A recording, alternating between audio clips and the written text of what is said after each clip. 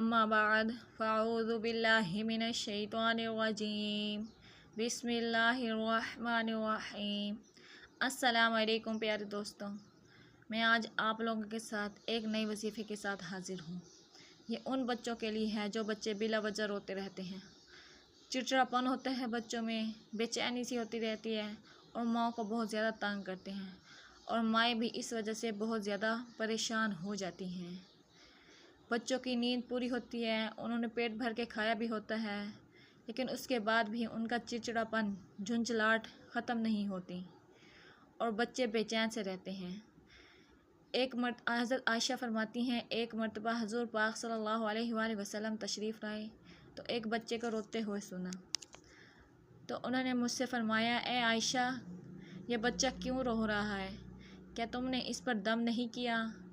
یعنی اس طرح ہمیں بچوں پر دم کرتے رہنا چاہیے، اور دم کرنے کا سب سے بہترین طریقہ سورہ فاتحہ ہے۔ اور اس کے علاوہ میں آپ کو ایک اور طریقہ بتاؤں گی، انشاءاللہ تعالی عز و جل آپ عمل کریں گے تو بچوں کا چڑچڑاپن، جھنجھلاہٹ، ان کا رونا سب انشاءاللہ تعالی اللہ کے حکم سے ختم ہو جائے گا۔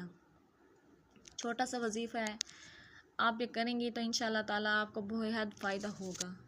یہ قرآن پاک کی ہی سورہ ہے، سورہ نبا۔ یہ پڑھ کر بچے پر پھونک دیں، انشاءاللہ تعالی عز و جل بچہ رو رہا ہوگا تو چپ کر جائے گا اور آئندہ بھی رونے سے پرہیز کرے گا۔ بچے بلا وجہ نہیں رو رہے ہوتے، اکثر ان کو کوئی تکلیف ہوتی ہے، ان پر دم کرتے رہنا چاہیے، اور دم کرنے کا سب سے بہترین طریقہ سورہ فاتحہ ہے۔